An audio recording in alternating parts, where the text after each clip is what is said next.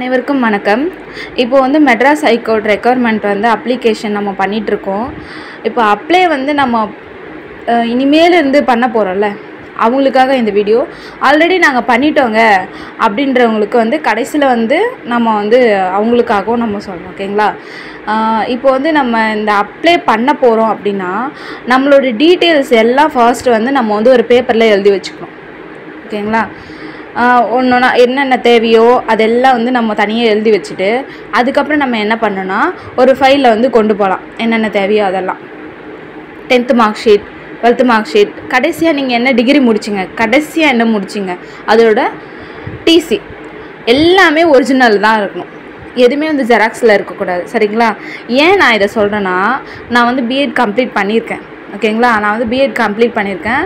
நான் போயிட்டு வந்து இந்த மாதிரி வந்து ஜெராக்ஸ் ஆப்ரேட்டருக்காக வந்து நான் வந்து அப்ளை பண்ணேன். அப்ளை பண்ணும்போது என்ன ஆச்சுன்னா வந்து ஒன்றுனா நான் அப்ளை பண்ணிகிட்டே இருக்கும்போது எனக்கு வந்து எக்ஸ்ட்ரா குவாலிஃபிகேஷனில் பிஎட் வரல. ஸோ பிஎட் கேட்காதனால நான் என்ன பண்ணிட்டேன்னா, நான் வந்து யூஜி படித்தேன் பார்த்தீங்களா, அந்த யூஜி பண்ணது வந்து நான் வந்து அப்ளை பண்ணிட்டேன். என்னென்னா ஜெராக்ஸ் வந்து அப்ளை பண்ணிட்டேன். ஸோ ஜெராக்ஸ் வந்து பண்ணக்கூடாது. அப்படி பண்ணோன்னா அது ரிஜெக்ஷன் லிஸ்ட்டில் போயிடும். ஓகேங்களா?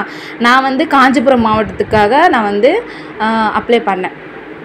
ஸோ அதுக்கப்புறம் என்ன ஆச்சுன்னா, இந்த மாதிரி அப்ளை பண்ண உடனே வேலை வழிகாட்டி யூடியூப் சேனலில் இந்த மாதிரி சொல்லியிருந்தாங்க, இந்த மாதிரி பிஏ பண்ணியிருந்தீங்கன்னா ஒரிஜினல் தான் கொடுக்கணும், கடைசியாக நீங்கள் என்ன படிச்சிங்களோ அதான் கொடுக்கணும் அப்படின்னு சொன்ன உடனே நான் உடனே என்ன பண்ணேன், சார்கிட்ட கேட்டேன். சார் சசிகுமார் சார் இந்த வேலை வழிகாட்டி இருக்காங்க பார்த்தீங்களா, அவர்கிட்ட கேட்டேன். சார் இந்த மாதிரி என்ன பண்ணலான்றப்போ அவர் வந்து கான்டாக்ட் பண்ணுங்கள் அப்படின்னு சொன்னோடனே அவரை வந்து ஐடியாஸ் கொடுத்தாரு. இது பண்ணனா கொஞ்சம் நம்ம வந்து அந்த மிஸ்டேக்லேருந்து நம்ம வந்து வெளியே வந்துடலாம் அப்படின்னு சொல்லிட்டு ஐடியா பண்ணார். ஓகேங்களா? இப்போ நீங்கள் அப்ளை பண்ண போகிற அப்படின்னா நான் ஃபஸ்ட்டு சொன்னேன் பார்த்தீங்களா, என்னென்னலாம் தேவை அப்படின்றது நீங்கள் ஒரு பேப்பரில் எடுத்து எழுதி வச்சுட்டு அதுக்கப்புறம் நீங்கள் ஃபைலில் போட்டு கொண்டு போங்க. சப்போஸ் நீங்கள் ஒன்று மிஸ் பண்ணிட்டா கூட நீங்கள் அங்கே போயிட்டு ரொம்ப தூரத்தில் நீங்கள் போயிருப்பீங்க அப்ளை பண்ணுறதுக்கு, ஐயோ திரும்பி வரணுமே, சரி பரவாயில்ல அப்படின்னு விட்டிங்கன்னா உங்களுக்கு அது எதுவாகாது, கிடைக்காது. ஓகேங்களா? ஸோ பொறுமையாக நீங்கள் May 27 வரைக்கும் இருக்குது. ஓகேவா? பொறுமையாக நீங்கள் அப்ளை பண்ணுங்கள். ஒரு சில இதெல்லாம் வந்து எப்படின்னா இல்லை ரஷ்ஷாக இருக்கும், ஆளுங்க வந்துகிட்டே இருப்பாங்க, ஸோ அவசரமாக அப்ளை பண்ணுவாங்க. அதெல்லாம் இல்லை. தெரிஞ்ச கடையாக தெரிஞ்ச ப்ரௌசிங் சென்டராக நீங்கள் போயிட்டு பொறுமையாக அப்ளை பண்ணுங்கள். ஓகேவா?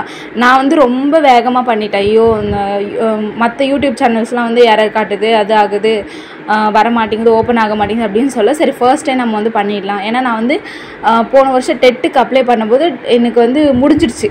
ஸோ அதுக்கப்புறம் அவங்க வந்து டைம் கொடுத்ததுக்கப்புறம் தான் அப்ளை பண்ணேன். அதை நான் மைண்ட் பண்ணிக்கிட்டு நான் என்ன மைண்டில் வச்சுக்கிட்டு நான் இப்போ சீக்கிரமாக பண்ணிட்டேன். ஆனால் ரொம்ப மிஸ்டேக் ஆகிடுச்சு என்னோடது. சரியா? ஒரு பாதிக்கப்பட்டவளாக தான் நான் இந்த இது உங்களுக்கு சொல்கிறேன். பொறுமையாக நீங்கள் பண்ணுங்கள். ஒன்றும் அர்ஜென்ட் கிடையாது. என்னென்ன தேவையோ அதெல்லாம் நீங்கள் கரெக்டாக எடுத்து வச்சுக்கோங்க. சப்போஸ் வந்து ஒன்று மிஸ் பண்ணிட்டீங்கன்னா வந்துருங்க, ஒன்றும் பிரச்சனை கிடையாது. வந்துட்டு வீட்டிலேருந்து கொண்டு போங்க. நீங்கள் வந்து அதை கரெக்டாக பார்த்து தான் கொண்டு போகணும். ஓகேவா? வீட்டில் இருக்கிறவங்களாம் எடுத்துகிட்டு வர சொல்லாதீங்க. மைண்டை காமாக வச்சுக்கோங்க. ஓகே? எந்த டவுட்டாக இருந்தாலும் சாருக்கு நீங்கள் கான்டாக்ட் பண்ணி கேளுங்க. கண்டிப்பாக உங்களுக்கு ரொம்ப சப்போர்ட்டிவாகவும் ஹெல்ப்ஃபுல்லாகவும் இருப்பார். ஓகேங்களா? தேங்க்யூ.